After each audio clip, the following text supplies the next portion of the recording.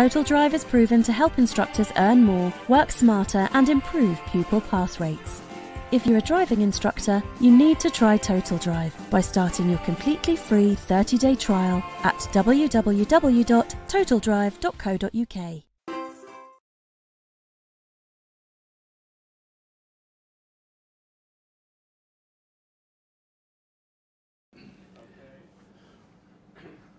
Okay, good afternoon everyone. Thank you very much for taking the time to come along. For those of you who don't know me, my name's Peter Harvey. You probably have heard all sorts of bad stories about me, but some of it's true, not all of it. We're going to do a little presentation this afternoon about the new tip system and a bit of the standards check. If you think I'm going to teach you how to change your life and run the standards check, that's not going to happen, but I'm going to try and give you some tips because although I represent the MSA, I'm a full-time driving instructor. That's what I do for a living. That's what I get paid for every day in life. So what I'm going to try and do is give you some tips that will help you along with how you do your job, not just for the standards check, but for life in general as you go along. Please feel free to ask questions as we go along. If you feel as if I'm speaking too quick, that's because I'm trying to get it over with. But please put your hand up. Don't worry about that. Okay. So topics we're going to cover today, amongst other things. So, test information program. Presume you all know about it now. You've all heard about it in some way or another. Come in, if you want to even come around the side here, over towards if that young lady could maybe take her seat back a wee bit. Sorry, yeah. You might get a couple in there, maybe sit on the edge of the table, those kind of things. We used to have any of you come from Scotland? We used to have an advert at home, a company called Goldbergs, and it was what we called the Goldbergs bus. And the advert started, there was people getting off the back of the bus, and they just never stopped. Just kept going and going and going and going, all get into the shop. Anyway, so these are the things that we're going to do.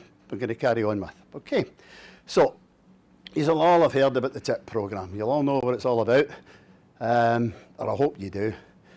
Have any of you been invited for a standards check because of this new programme? No? Don't be embarrassed to put your hand up. That's really good, because since this came in, I've not dealt with anyone that's been invited to take a standards check because of any of these standards, any of these criteria. What I'm going to try and say to you or do to you today is say, don't worry about it. If you're doing what the average person is doing, you're not going to be in any trouble. Nobody's going to be bothering you. So, the driver faults, you have to have 5 or more consistently. You have to have every second test failing on a serious or dangerous fault. And the driving examiner has to be taking physical intervention, not, could you just move forward a wee bit so they can get in the door. Not verbal intervention, only physical intervention. So, that's the fourth one, the fourth criteria. That's what the DVSA is right, or say they think is right. Please feel free to take photographs of the screen if you want to. Don't worry about it. I'll send you the copyright laws later. So that's how they work out what the pass rate is. So as you can see up here, it doesn't show up very well on the television screen, 51.6%. But because it's 51.6% across the country, on average. Some test centres are a bit more, some test centres are a bit less. But the fact is that it's 51.6%, but somebody in the DVSA thought, well, the average is that, let's set it higher than that. None of us really know quite why that was, other than to try and make you do better and make sure that you bring up people that are always going to pass. Could you come in a bit, please? I'm not an MD sitting on my lap, that's not on. Really sorry, they changed the room. Can you manage in a little bit more? Can you even maybe you move your seats forward a wee bit? And of course you can't stand in the front.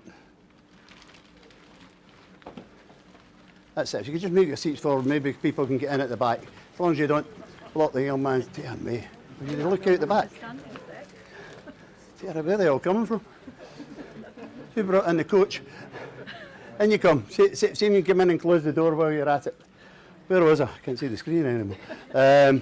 So, And in the DVSA's wisdom, they decided that the best thing to do was make it a higher rate. So of course people always worry about that. Now, I don't want you to put your hand up, but after the pandemic and we managed to start to get back to work, were any of you in a situation that you had people up for tests that didn't pass, even though you thought they were going to? Yeah, me. I'll be first to put my hand up, right? Because we were in a terrible situation that people were, the theory test certificate was about to expire, right? So you were letting people sit the test, not because they weren't capable drivers or they couldn't do it, but they were going to lose their money and their 2 years had run out and they wouldn't extend it. As any of our members will know, that we fought really hard to get them to do it. They did it in Ireland, but they wouldn't do it in this country. And then they give you arguments like, oh, well, you know, the dangers to road safety, but yet they suspended MOTs, which is the worst, you know. Yeah, exactly. You know, that was the argument I used to the minister, but he had a million bits of information that said, well, actually, you might be wrong, but never physically said, well, it's because of the money or anything like that. Right? And our argument was always, what else can it be about? It's all about more money, right? You know, making these people sit it again. Why? You know, extend it for a year and be done with it, let everybody get by, but they wouldn't do it. So anyway, that's your fourth criteria. But the most important one for some of you that I've been speaking to over this weekend, and I speak to regularly when you phone into the office, a lot of you are the only people that I know. I said I haven't spoke to any, but there are some people who will finish up in this system to get a standards check because they do less than 5 tests a year. That's the major criteria. Over everything else, if you don't show up with 5 tests a year, you're going to get a standards check. Okay? So when you get that standards check, that means that you, for whatever reason, you didn't show up in the stats. Right? Now that might be that your stats weren't right, the examiner wrote it down wrong at the time. And I'm going to show you the test information data sheet in a minute that you can all have access to if you want to, if you haven't already done it. So mistakes like that happen. The other thing that happens is that people decided for whatever reason that they're going to take the certificate out the window. If you take a certificate out the window, you don't get any credit for pass or fail, whatever happens, but you're not going to have 5 tests a year. So unless you're really good, you could think those are the 5 people that are absolutely going to pass, you'll be okay. I have a good system at home because my son's a driving instructor as well. But when I've taken up for test, if they're a bit iffy, I just put his certificate in the window. Don't tell him, but he keeps wondering why he's getting standard checks all the time. I say, I don't know, son, you must be. So that's what the forum looks like. It's not very easy to read in here. Have any of you had one already? Have any of you seen one? Yeah, 1 or 2 of you, right? Did you, just as a matter of interest, did you agree with the information that was on it? Yeah. Yeah, was it pretty accurate? Good? Reasonably accurate, yeah. Yeah, reasonably accurate. Anybody else? Yeah? Much better than some of you are been around a little while and you know how they used to do it. And they tried this years ago. And the reason they stopped was because it was so inaccurate. It was nothing like what you were actually taking up for tests. But what I want to do is show you the top part. Right? So this is the bit that really matters. And I was going to walk across in front of you, but I can't do that anymore. But if you look across the top, it tells you, not the ADI number, right? But it tells you about the person, this particular ADI, many tests they had.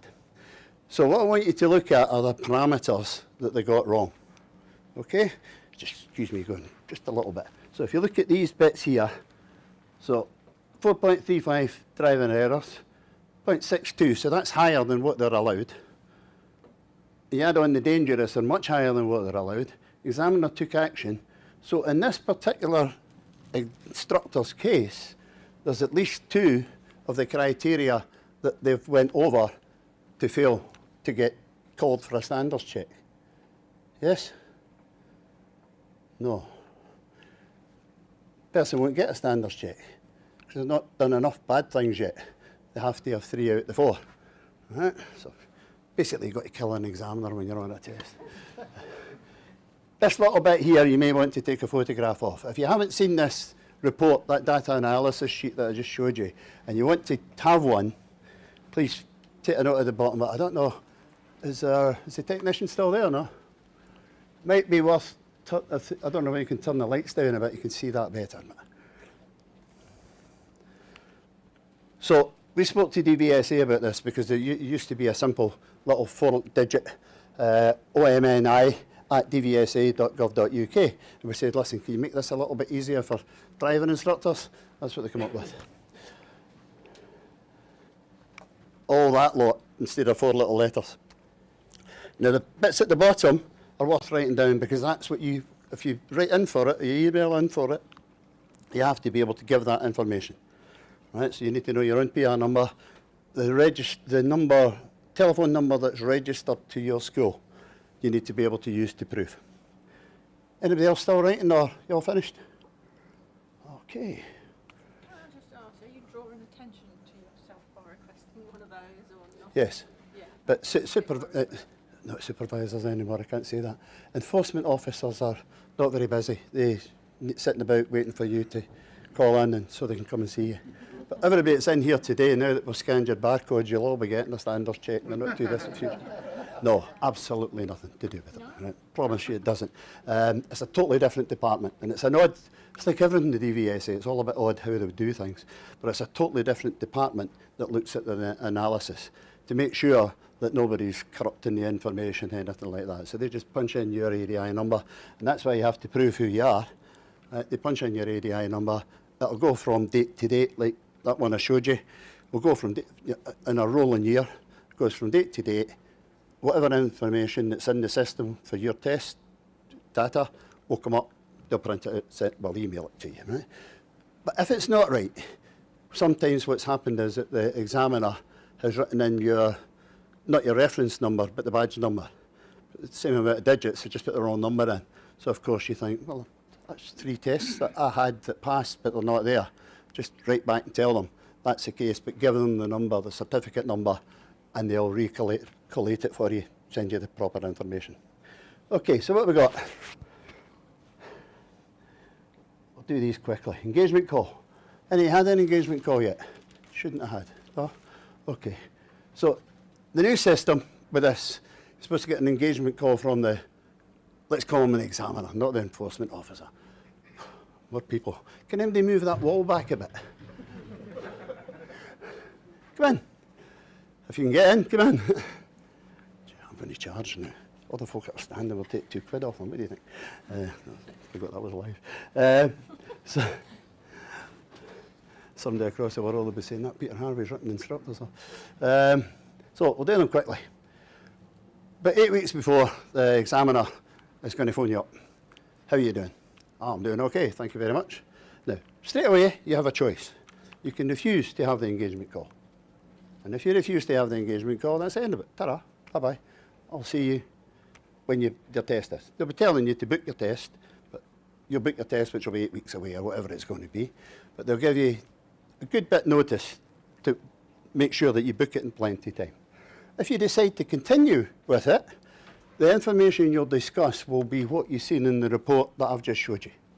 Nothing to do with your standards check. Right? You know, people are phoning me all the time and saying, Peter, I don't know what I'm going to do in 8 weeks' time. I don't know what I'm going to do tomorrow, never mind what you're going to do in 8 weeks' time with your people. So he's not going to discuss your standards check, but what he will discuss is things that are reoccurring on your driving tests, right? So if you get faults coming up continuously, like, you know, move away under control, or mirrors before, or something like that, he'll say something like, did you realise that you had that? You might honestly say, well, no, I didn't really, even though your people are passing, but it's just a reoccurring fault that's coming up. So they're kind of trying to give you a little heads up and say, maybe you should have a look at that. Maybe that's what you're going to do. But people are kind of then saying to me, but he told me I have to do mirrors before. No, he didn't. What he wanted to discuss. If you decide not to have the call at all, he doesn't discuss it, doesn't do anything, thanks very much, bye-bye. But the thing that's different is you don't get sent the report automatically. If you take the engagement call, he sends you a report and also a copy of everything that he wrote down in the conversation. I say he, it could be she, of course, but they wrote down in the conversation you had. So you've got a copy of it, you know what you're talking about. And very often people get the report and they think, do you know what, I've got not a bad pass rate, but I didn't realise I was getting all those faults. Because these days you don't see anything anymore. Unless the candidate actually gives it to you, you don't really know what's going on. So well worth getting a copy and knowing for yourself what's going on.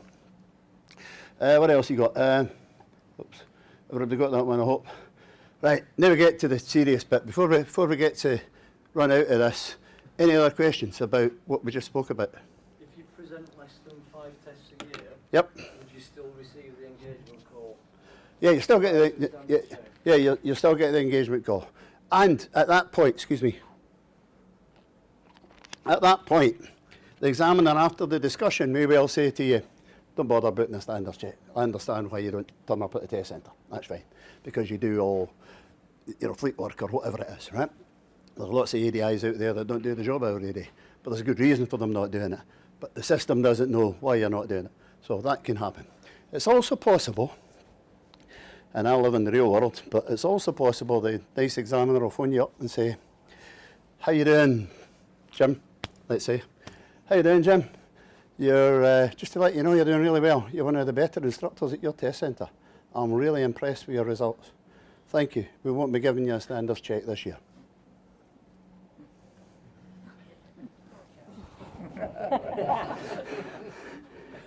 That's what could happen. The other thing you need to remember is that all of us are due to have a standards check within your 4-year period. What they're trying to do, because they don't have enough staff, is target the people that really need a standards check. Right? Now, I showed you a good one there, but I've seen some of these as examples. Now, somebody that's done over 200 tests a year, I don't know quite how you do that, but over 200 tests a year with less than a 10% pass rate. That's what they're trying to get at. Because very often you look at their stats and they've come up quite well in the last check test, or standards check, whatever it was, and they've scored quite well. But what they're bringing up to the test centre ain't matching up with what's there. So what's the point of keeping coming and seeing somebody that may only be a low B, a 32 or a 33, but they've got a 50, 60, 70% pass rate, they're actually doing really well, but they fall apart in the standards check. No point of going to see them, they're actually doing a good job. But the other one, and maybe you would say, maybe that person's just a good business person. They're in it for the money, they don't really care one way or the other. They teach people to drive, they pass or they fail. What does it matter? Because if they don't pass today, they'll come back another day. Now, fortunately, there's not all that many people out there like that, but there are some. Sir, you're not one of them, are you? Two questions. Newly qualified ADIs, do Yep. they fall under the same Yes. process? Well, in your initial, when you qualify, you still have a period of time where you're loosely under supervision, if you like, right? So they'll have a look, you'll have a standards check at some point in the middle of that, but not because of this, right? You have a standards check, which is really, in the good old days, where it was a kind of, you're doing fine, keep that up. Don't do that anymore, you might be better doing it like this, that kind of thing. But since we've changed to the new style Part 3, they don't need to do that nearly as much as they used to. Second question? Second question is, if the pupil you present lots of pupils who are passing, so you've got a high pass rate, however they're incurring quite a lot of driving faults, but still passing, do them driving faults still go against you?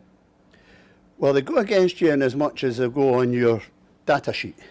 But it's not going to be a target to call you up and say, because the people are passing. So it's not going to be a target to pull you in. But it might be in the engagement call, it might be a little conversation that you would have. Because very often people don't take note of that. And what I should have done, I'm not sure I'll get enough now, but what I should have done is said to you, what we've done is produced a little document. Some of you might have it with your trainers that you're with, which kind of gives you a rough idea. You can take a note of your own tests, the people who the examiner was, all those kind of things, and work across the board so you can give yourself a little idea of what might show up in this as you go along. So I don't know best to do this. If I just give them to you and you pass them along, everybody happy to do that. Once you get nearer the back, some of the backs of them look a bit odd because the printer went a bit wild when I was trying to do it in a hurry. But please take one so you can take it away, copy it as you go along. Any other questions before I go into the other bit? Right? During COVID times, Yes? we were off the road a lot. Yep. But you're saying you're going to do 5 in a year. Yep. How does that work? It's a running year. 1 a year. No, it's a running year. Oh, running year. Right, so from you started back until the next time, right? Unless examiner at a test centre decides, do you know what, I'm sick of this. Every time I get in this car, the man's trying to kill me, whatever that is. There might be something that would trigger it. But in general, it's a running year before it happens. The other question that people will ask is, I've had a standards check under the TIP system, right, under this new system. They've decided that we want to see you. Whatever it says in your system is not very good. So you've been called for a standards check. You go and you take your standards check, you take some training, you do whatever you have to do, you take your standards check and you pass. All right? The first question I would ask is, does that mean the system's not working or you're just falling apart at the time?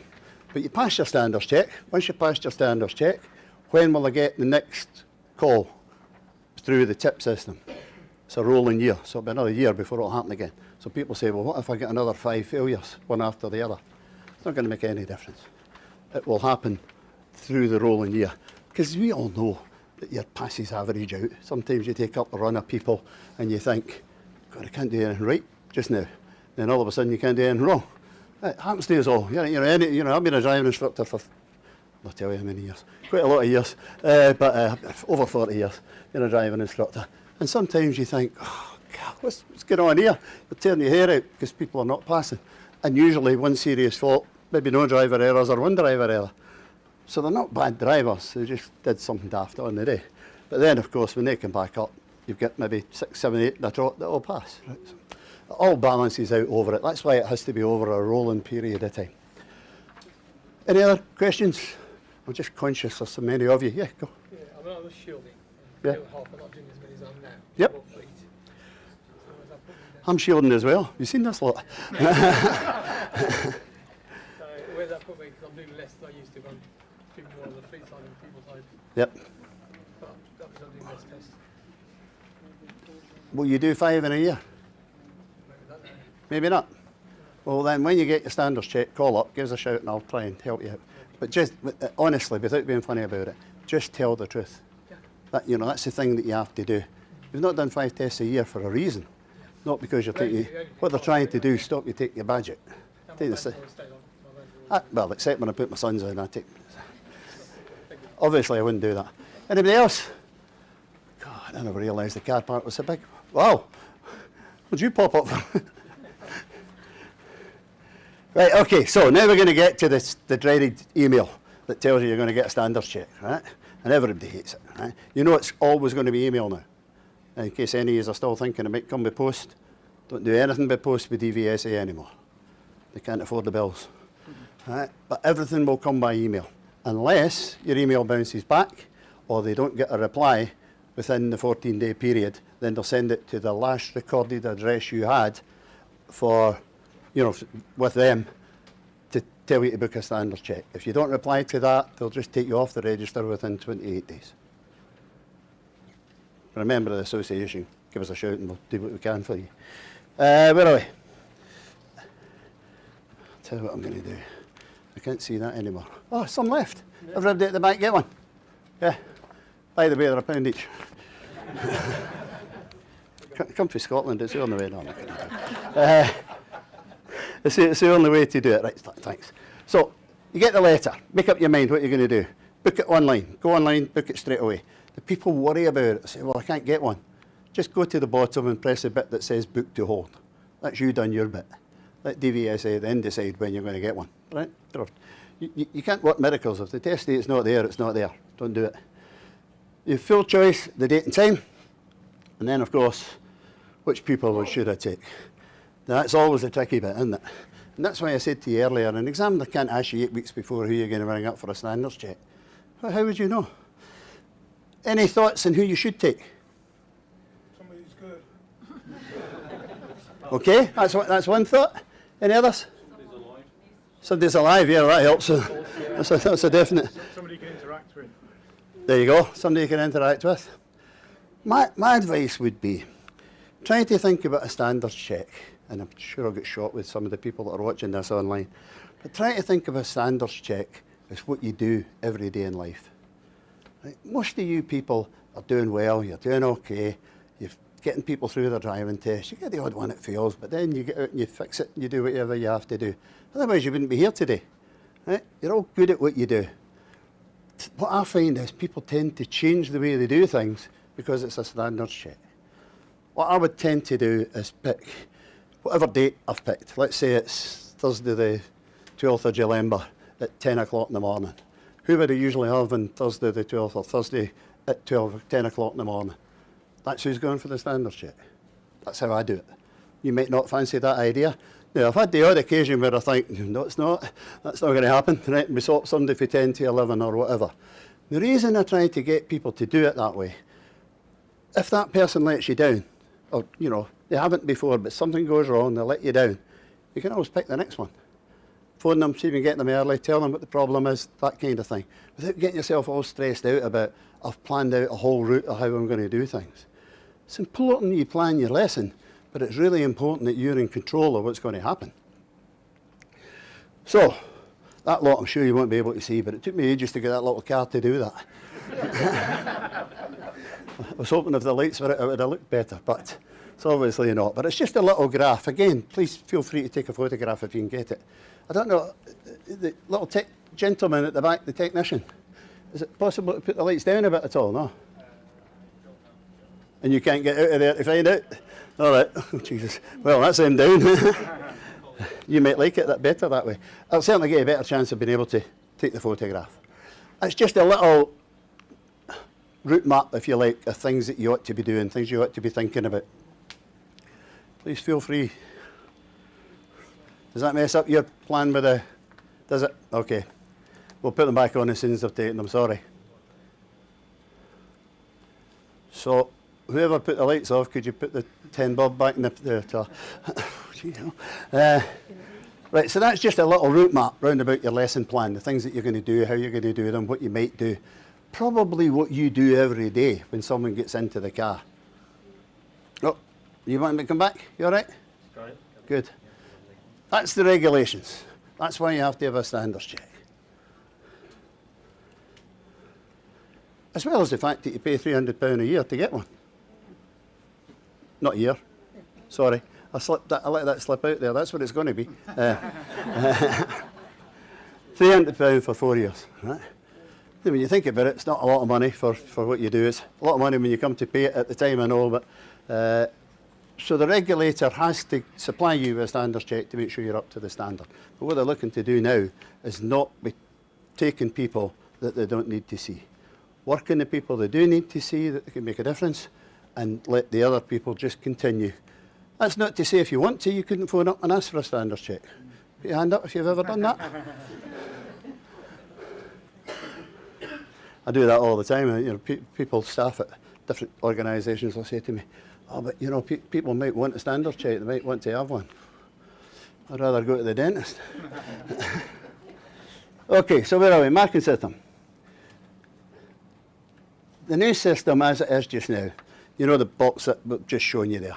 What's across the bottom, right? You know, you're in a 3, 2, 1, should have stayed in your bed. Don't bother coming out. Right? When you start your standards check, everything's in a 3. You've got 51 points when you started. That's it. Secret, don't move the car. And you're going to do fine. So that just explains the competencies to you. But as I said, if you get any zeros, you may as well have stayed in the house. Right? So what you have to do is figure out how you're going to plan your lesson to get the best out of the person that you've got at the time. I'm very aware that we're going through this fairly quickly now.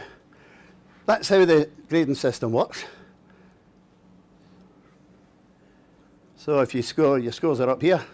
If you score under 31 or 31 or under, unfortunately you didn't make it. Because the majority of people that don't make it is usually to do with risk assessment. Right? And I'll try and explain a little bit about that in a minute. Some of you that have been to other things today talking about this, we're maybe going over the same ground. Any questions before I go? Okay, good. So, top part of the sheet is split into, well, the sheet's split into 3 different things. So you know the top part of the sheet is all about your lesson planning. Right? Figure out what you've got to do.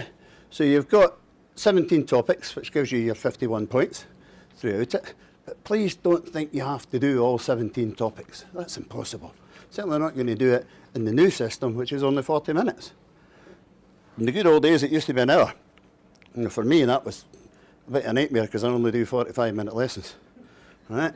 And I've always done 45-minute lessons. It's just the way it's been. I've just always done it that way. Probably because I can't keep my eyes open after that. Right? But, you know, 45 minutes and then you extend it to an hour with this same person was a bit tricky. Work our way around about how you do that. But this new system, what you have to think about is you only get 40 minutes. You get a 45-minute overall period, but you get 40 minutes during the test. So you have to cut down somewhere in how you're going to do things. So let's say you're lesson planning at the beginning, when you're going through all the rigmarole of, remember last week, I'm going to use roundabouts because they're easy. Remember last week we were doing roundabouts, and when you were coming down to them, what did you, well, I'd do it the other way about. What did we score? I usually use for 1 to 7. I don't do 10, because I find it too easy for people to jump in 5, right? And then you've got to get them one way or the other. So most people will say, boys will always say always a 6. Yeah, and I say, yeah, right. And girls are usually a bit more modest. They'll say, oh, was it a 4? You said it was a 4. And then all I say to them is, how are we going to get that up a bit? What do we need to do to get it up a bit? So if I've done my job properly last week, they know what was going wrong. And they might say, we were coming into them too fast, Peter. I just wasn't braking early enough to get the gear, which is always a problem because I only drive automatics now. But never mind. And the good old days of manual. So they just didn't have enough time to do what they had to do.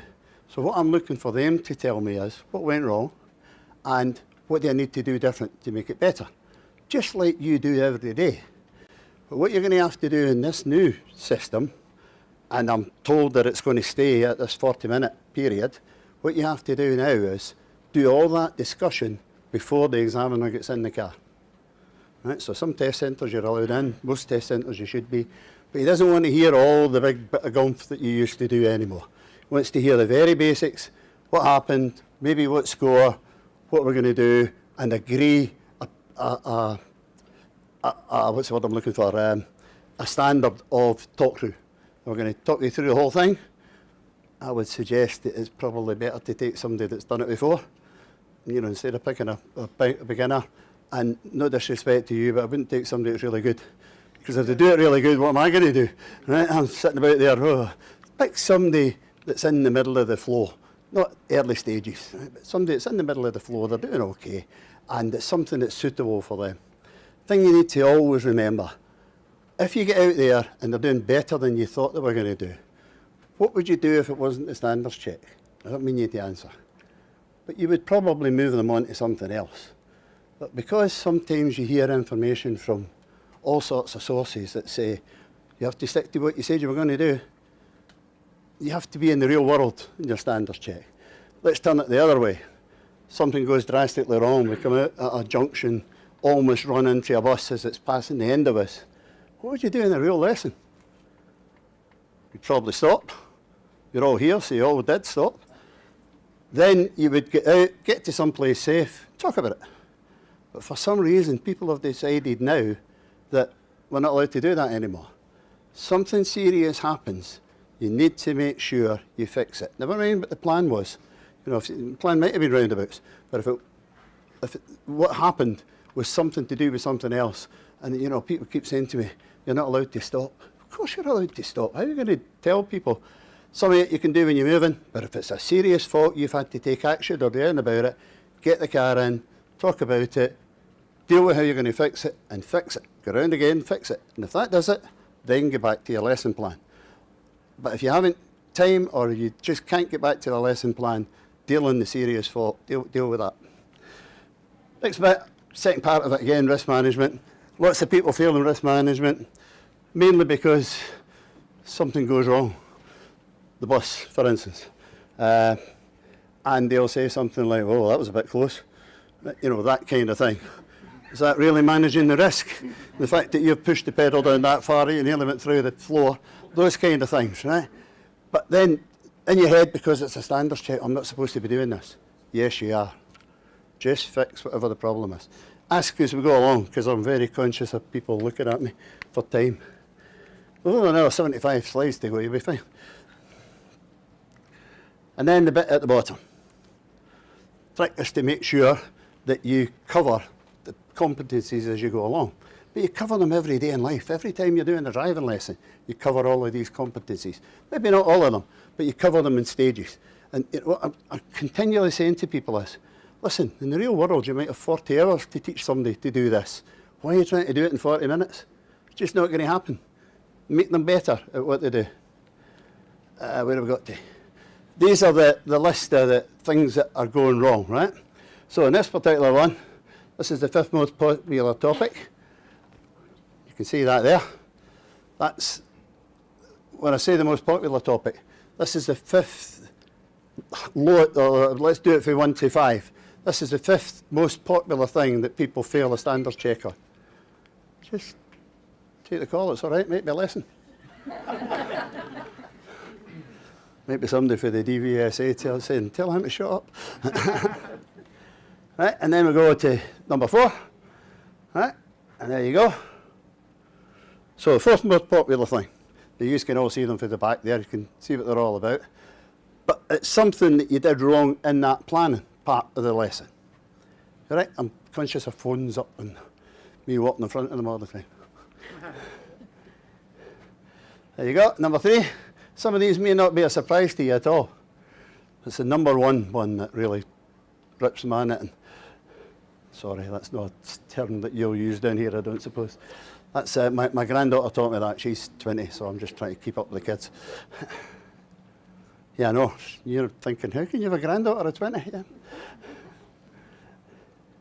And then, what are you doing with your photographs? All right. So what's that one? Anybody want to give me a little example of what might happen there?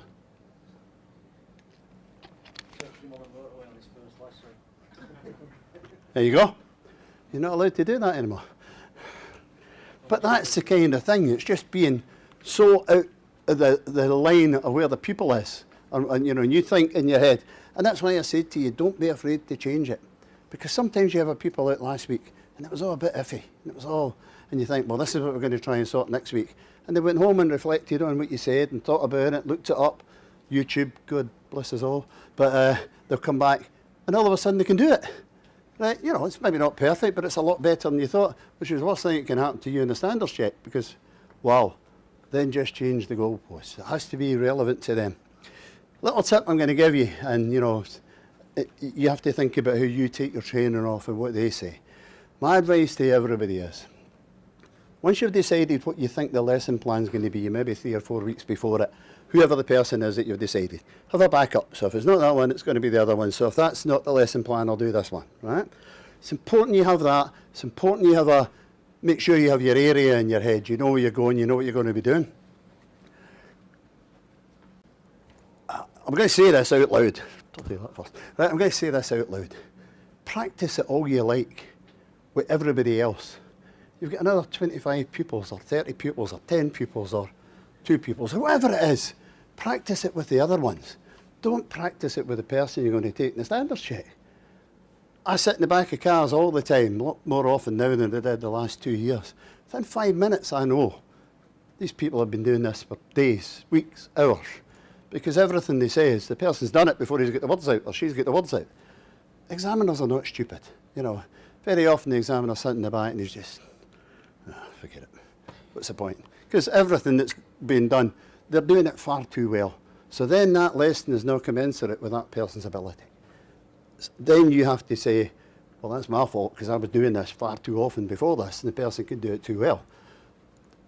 Obviously, you want to introduce them into some of it, but do the practicing with other people that it's safe to do it with. You know, I don't mean every one of your pupils will be able to do it on that route, that kind of thing, but there will be some that are about the same level. Practice with them.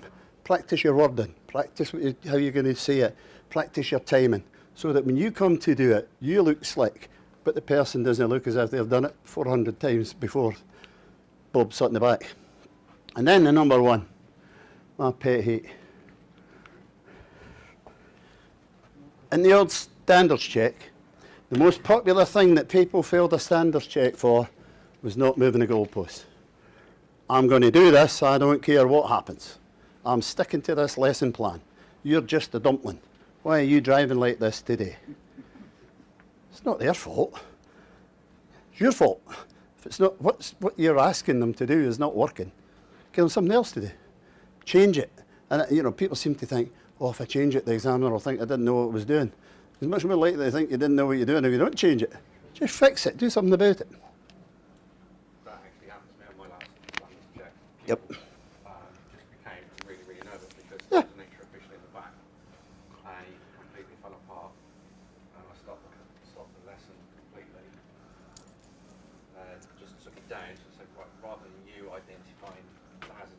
be, Yeah. you say, I'll talk you through it, and the examiner said at the end it was that helped. Yeah, made the difference. Yeah. Because I stopped and just took And well done for doing it. Right, you know, that people just don't realise how much a difference that makes to an examiner. Because he knows that's not what you would do. Or in 2 hours' time, that's not what you're going to do. Just show him or her what you do all the time. And thank you for telling us that. You know, that's the important thing. Own up to, you know, all right, I got this wrong. We all do mistakes. We all get it wrong. You know, some people make mistakes every day. But the trick for you and everybody else is knowing how to fix it, as I'm sure you teach your learners. Can I just ask a question? Because I'm going to be coming into this profession, and I've been. Don't. I hate to admit it, but, when you see where I'm coming from, I've been teaching for 22 years in Yep. primary school, so I'm used to Ofsted and people walking in, but I have my own style Yep. of teaching, and what I'm petrified of is not getting the script. Try not to make it scripted. Try to make it. I'm going to turn it around on you. You've got a class full of little Johnnies and Jennies. Oh yes. Yeah, and 75% of Johnnies are okay, 80% of Jennies are okay. The balance are just need a bit extra help. What do you do with them? Yeah. Just do the same.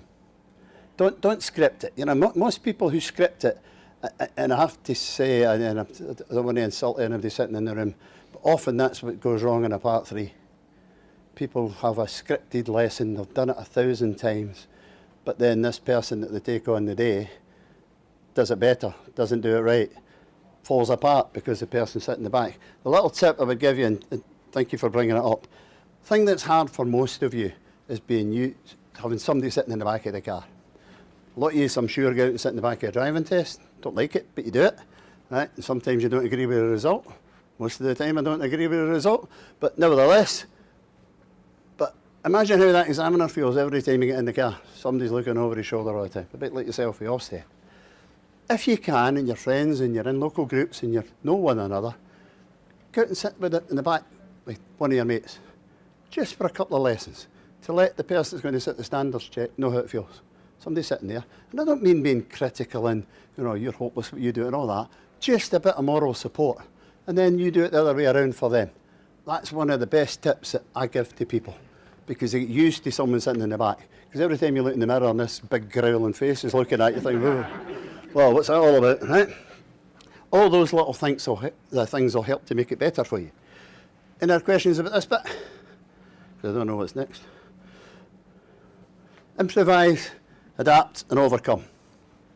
Just 3 words you might want to use. What I should have said at the start of this lesson if I hadn't been so nervous and worried about what was going to happen next when all these people bring me into the corner. What I try to do in every lesson is use those 3. Something goes wrong, improvise. And that doesn't work, adapt. That might mean change your lesson plan altogether. Do something totally different. Slap in the back of the head if you want to, but maybe not. You're not allowed to do that anymore. And between you, you'll overcome the issue, whatever that was going to be. What have we got now? I remembered all these yesterday. I'll just flick these up quickly in case somebody wants to take one photograph. That's the five things altogether that people fail on mostly. Not all of them usually, but any one of them will do it.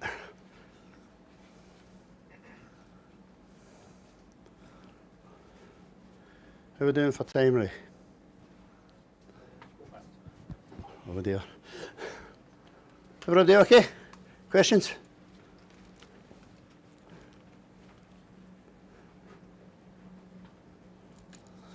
No questions. I've got one. Going back quite a number of slides, when you were talking, when you were going through your standards check, the first one you were saying that it's now been dropped from an hour to 40 minutes. Yes. And you said that now you're expected to sort of determine what your lesson is going to be with your pupil Before you get to the test centre, yep. So how does from the other side of the coin, How does the examiner know? how are they going to determine that you are now being accepted learning? Because part of the Q&A there is determining what he's sort of trying to get. So when you get into the test centre to meet the examiner, he's going to say to you, how you doing, Fred? What you got for me today? and you're going to say, I've got a 25-year-old woman, she's had 175 lessons, and I'm going to teach her how to move away and stop. Whatever it is, right? Obviously, it's not going to be that, but it's going to be something, you know, that's commensurate. So you'll tell them any lessons, what they've done, what happened the last time. Maybe if you want the score that you gave them, if you use the scoring system, and if you don't, you don't. But if you do, I find it a good way of getting the conversation going at the beginning. Then tell the examiner what you've agreed, and tell them that you've agreed. This is what the candidate wants to do today. This is their lesson goal. This is what they want to achieve, and this is how we think we're going to achieve it. And sometimes they'll say to you, is that what they're going to say when we get in the car? And you might say, well, I hope so, but you know, they could change their mind. And how many times have you all done that? You've asked the person a question and you know what they're going to say, and then they don't. You think, what happened there? Or they don't answer. That's the worst thing. And that's why it's better to try and ask the question that they'll give you the answer straight away, right? You know, you're in amongst it. To finish off on that, at the end, instead of doing the big long debrief in the car, condense it on the way back. Your last couple of minutes on the way back to the test centre, discuss what you've done. If you can, if it's safe. Discuss what you've done so the debrief is done almost before the car stops. And then a quick brief run over of, right, okay, how did you feel today? How did that come with your score from last week? Where do you think you would be today? Etc., etc. What do you think about next week? What do you think we should be doing? How do you feel about it? I think we should do this, that or the other. And that's how it's done now. Right? Examiners still do the same amount of tests today, but it gives them more time to do their paperwork when they go in. That's short for putting the kettle on. Okay. So this bit is important, right? We're all professional driving instructors. We all do what we do on a daily basis, and we all show the best example. And you tell your pupils, you say, now listen, it's against the law to use a mobile phone when the car's moving. You know you shouldn't be doing that. You shouldn't be talking about that. Okay, do you understand that? You understand the rights and the wrongs? And then the phone goes and they go, hello, Peter here, can I help you? Right? Practice what you preach. Display a good example all the time. You know, and people say, well, I do. But I pass cars every day in life. And in most modern cars, have got Bluetooth in them. Why do you need to pick the phone up? You know, and especially now, you get 6 penalty points, then you come into me to try and convince the registrar to keep you on the register. Right, that's just a quick, take your pick.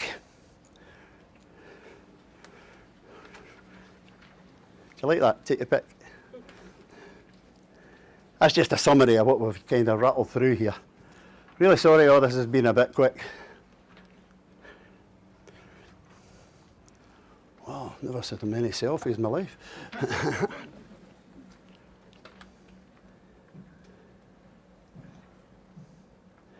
Okay, no more phones up, everybody happy? Okay, and the last little bit, trying to remember the old system still work. Explain. So talk through what you're going to do, how you're going to do it, agree with what level of conversation that's going to be, how much is going to go. Demonstration, let's talk about that as a talk through when we get out the car. And it might be the people, as I did in my last standard check, we'd agreed what we were going to do, and I said to the people, what do you want me to do? Do you want me to talk you through it? Do you want me, etc.? No, I'll do it myself. And I thought, well, that's not part of the plan, what are you doing? And he said, I said, okay then, you sure? He said, yeah. So before we got to the first roundabout, it was pretty evident that wasn't going to work. So I said to him, well, I'll get your little hand, talk you through it. That's all you need to do. And the validation or demonstration, some people call it demonstration, explain, demonstrate and validate at the end, or practice if you like. What happens a lot in standards check, people do all these things and say, I'm going to do this, but then they don't let them do it. You speak too long, you talk too long. You haven't given yourself enough time to say, right, sorted a little problem, let them do it. If they get it wrong, you can do a little bit of verbal help, ask them a question, do whatever they need to do. But the examiner needs to see that they've learned something from what you did today. And that's why I said don't take a really good pupil. Because if they drive too well, you've picked the wrong lesson. They had no idea. The examiner can't say, because anybody could have taught the person to drive. My son could have taught him to drive, but I just brought him up for the standards check. And he needs to see learning taking place. And you'll be happy to hear. Maybe not as loud as that. Any questions? Any of you that are not MSA members, if you have a quick, you got a question? Come on, you go with that. You go for your standards check and you get less than 30, so No, no, you don't. No, you get 3 attempts at the standards check. If you get less than 30, you will be advised to book another standards check. It will depend on how much below 30 you are, whether it will be in 12 weeks, whether it will be in 8 weeks. If you got scored 5, you're likely to be having a standards check within a month. But it's graded on how low it was at that time. But they will tell you to go ahead and do it, to book it, and within a day you'll be able to book another standards check. You won't get a second engagement call. You only get the one. Get a second standards check. The trick is to make sure that you learn from, get some training, go to an audit trainer, your local trainer, whoever it is, get some training. Don't, far too many people get embarrassed. They say, oh no, I don't want to go. Don't be embarrassed. You're going to lose your livelihood if you don't get some training and get it right. So if you got it wrong that time, go and get some training. If you go to the 3rd attempt and you decide not to take any training, nobody's going to be able to help you after that. You're coming off the register. That's it. So, please don't get yourself in that situation. So any of you that are not members, you want to come and see me and stand wherever we are, 116, doing a special offer today. Thank you all very much for listening. Sorry it's a bit crowded in here. We'd hoped you'd been in the bigger room. Hope you've all enjoyed it. If you get any questions, whether you join or you don't, come and see me at the stand. I'll try and answer them for you later on. Cheers. Thank you.